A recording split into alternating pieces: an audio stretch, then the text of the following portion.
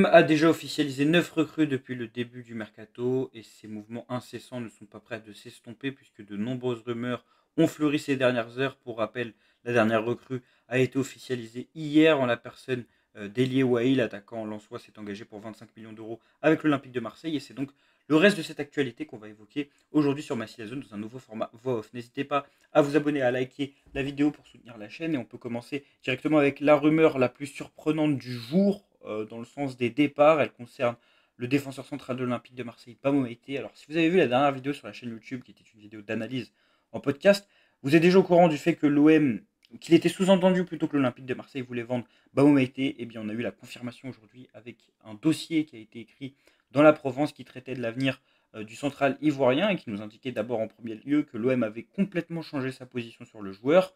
Si au début du mercato, notamment au mois de juillet, Benji Benatia et Pablo Longoria avaient refusé une offre du Stade Rennais et demandé 30 millions d'euros, une somme qui ne sera jamais déboursée pour ce joueur à ce stade de sa carrière en tout cas, et qui était donc une offre pour refroidir les clubs intéressés. L'OM a complètement changé de position avec le retard dans les échéances de départ des Lofté. L'OM n'a toujours pas vendu de Lofté depuis le départ d'Ismaël Assar.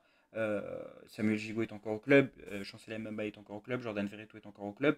Pas forcément le cas pour Paul Lopez, mais on va l'évoquer dans cette vidéo. Et là, on a donc l'OM qui ouvrirait la porte à d'autres départs en dehors du loft pour renflouer les caisses, mais également pour des raisons sportives, justement. L'OM a changé sa position en informé en tout cas le franco-ivoirien. Le franco-ivoirien a été très surpris de cette décision selon la Provence. Hein, l'information vient de la Provence, elle avait déjà été un peu sortie par l'équipe. Il aurait du mal à croire à ce retournement de situation. Ce retournement de situation, la Provence l'explique par des raisons sportives. Roberto De Zerbi, au fil des entraînements et des amicaux, serait resté sur sa faim concernant Bamo Meïté et aurait pointé les lacunes techniques du droitier. Alors ça peut sembler être une raison bidon, à moins que la Provence invente et ne brode pour faire la communication du club. C'est quand même une raison qui est pas inintéressante dans le sens où Bamo Meïté est pas le défenseur central le plus doué de l'équipe balle au pied, a pas forcément une grande qualité de passe, ni même un rôle prépondérant sur les sorties de balles, là où un Lilian Brassier et un Leonardo Balerdi ont vraiment cette qualité-là. Et on peut comprendre, en tout cas, dans le fait qu'il soit assez limité dans son utilisation du ballon, qu'il ne tente pas des passes risquées, qu'il ne tente pas des ouvertures risquées, qu'il est assez neutre avec, que l'OM puisse le sortir. Moi, ça me surprend quand même parce que je l'avais dit dans une vidéo, pour moi, Bamo Meïté, c'est son axe de progression. Pour moi, ce n'est pas un défaut à cet âge-là, pour un défenseur central aussi talentueux que lui, qui a une grosse marge de progression. Pour moi, Roberto De Zerbi allait énormément le faire travailler dans ce secteur de jeu et c'était logique qu'il allait partir avec du retard comparé à Balerdi et Brassier, qui sont des joueurs déjà plus âgés et plus aguerris au haut niveau et qui partent avec même des qualités intrinsèques supérieures dans ce domaine-là.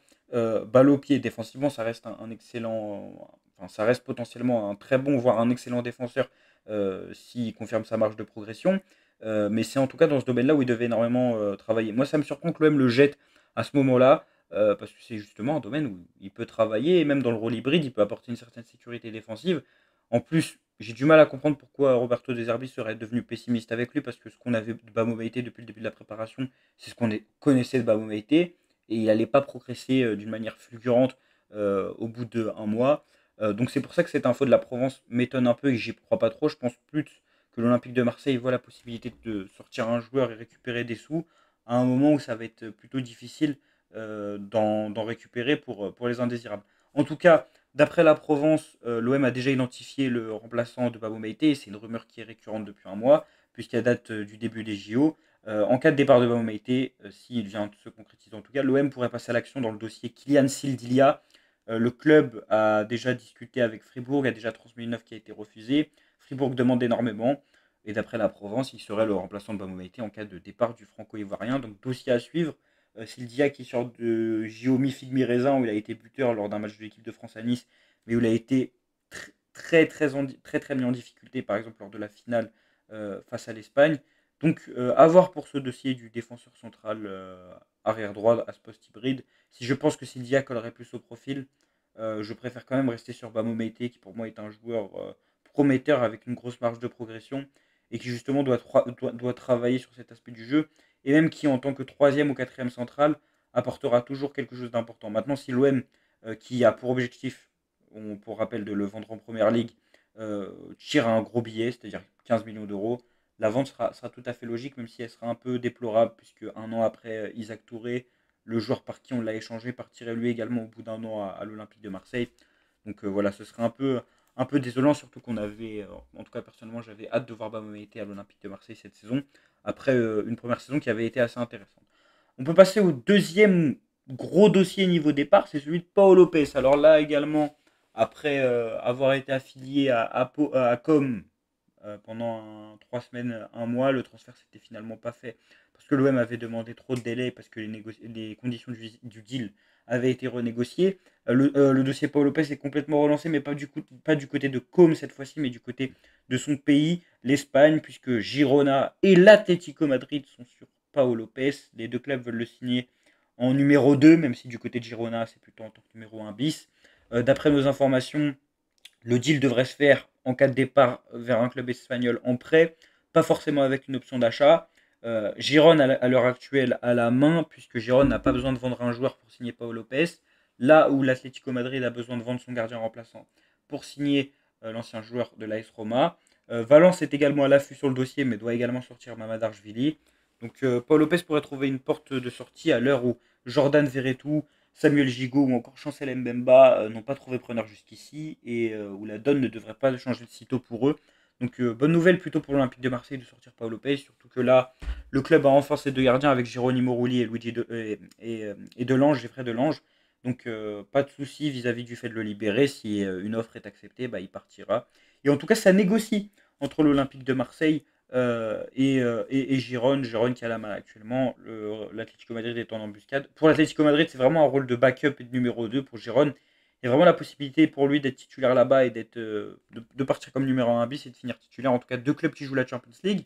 Niveau arrivant, on a une nouvelle rumeur qui est assez surprenante. Elle concerne Ivan Illich, joueur qui était déjà pisté en janvier 2023. Apparemment, l'OM aurait fait une offre pour le milieu serbe du Torino, qui avait préféré du coup le club italien au club phocéen en janvier 2023. Cette offre aurait été refusée par le Taureau. Et donc Ivan Illich serait pisté. C'est pas étonnant, c'est une information de la Stampa, c'est pas étonnant dans le sens où RMC avait indiqué que les deux prochains postes prioritaires de l'Olympique de Marseille seraient le poste d'ailier gauche et le poste de milieu de terrain. Donc c'est pas étonnant qu'on piste un milieu de terrain comme Ivan Illich. En tout cas, au milieu de terrain, il y a une autre rumeur, mais cette fois-ci dans le sens des départs, qu'on a également évoqué dans la dernière vidéo, mais qui là a également plus de relief. C'est le départ d'Amin Harit. On savait que l'OM pouvait potentiellement le vendre. Là, c'est confirmé par, euh, par, euh, par la Provence qui nous dit que Amin Harit et son profil ne plaisent pas à Roberto De Zerbi et que l'OM, qu'il se murmurait en tout cas d'après la Provence, que l'OM aurait la volonté de vendre Amin Harit. Donc c'est pas étonnant dans le sens où il a un, il a un gros salaire, il a un rendement qui est assez peu satisfaisant et comme on l'a évoqué dans la dernière vidéo d'analyse que je vous invite à visionner, c'est pas le profil idéal pour Roberto De Zerbi. Bref, il y a énormément d'éléments qui plaident dans un départ d'Amin Harit. Il y avait le Genoa qui était intéressé, on parlait du Zénith. Moi personnellement, je ne crois pas à la rumeur Zénith pour des raisons toutes simples. C'est que le Zénith Saint-Pétersbourg est un club État comme le Paris Saint-Germain et que c'est un club russe. Donc club État russe qui négocie avec un club qui est la propriété d'un Américain à l'heure actuelle, sans faire de jugement moral, hein. Je ne dis pas du tout que l'OM ne doit pas faire de deal avec des clubs russes. Je dis juste que ce serait très bizarre de voir McCourt, qui est américain, négocier avec le Zénith, qui est la propriété clairement du pouvoir russe. C'est pas comme n'importe quel club russe.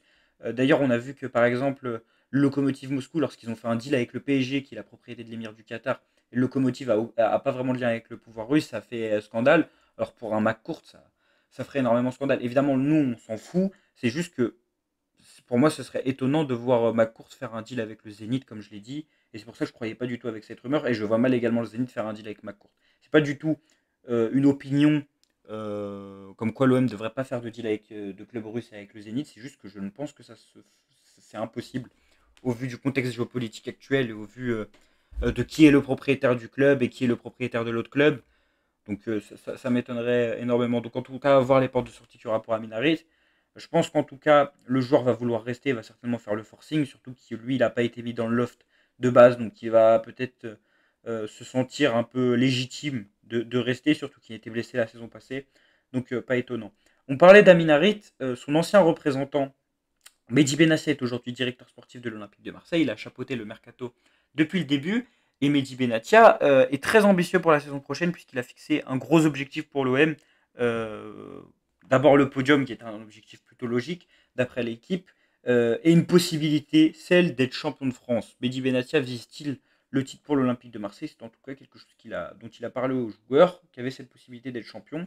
Alors certainement il s'appuie sur la faiblesse du Paris Saint-Germain en termes d'effectifs par rapport aux saisons passées avec la perte de Mbappé, même s'il faudra voir leur mercato, puisque il y a certainement Osimhen qui va arriver, il y a certainement Jadon Sancho qui va arriver. Pour l'instant, c'est pas très actif, mais voilà. En tout cas, il y aurait un objectif, le podium, et une ambition, le titre. Si vous pensez que l'Olympique de Marseille doit viser le titre cette saison, dites-le moi en commentaire. Si vous pensez que l'OM peut viser le titre, moi je pense que ce projet, qui est un projet de 3 ans, doit être mené étape par étape. Alors bien évidemment, si l'OM peut jouer le titre dès la première saison, on ne va pas dire, sous prétexte qu'on a un projet long terme, qu'il faut absolument pas le jouer le titre. Il faudra évidemment être déterminé et viser la place la plus haute.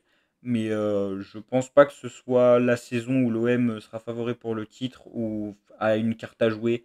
Même si le PSG est affaibli, je pense que le PSG va être affaibli sur les prochaines années et que c'est un club qui a complètement changé de projet et qui n'est plus un club qui attire des stars bling bling qui font la différence, mais qui a vraiment réduit la voilure et qui est passé à des joueurs d'un niveau en dessous. Donc peut-être à l'OM d'en profiter sur le long terme.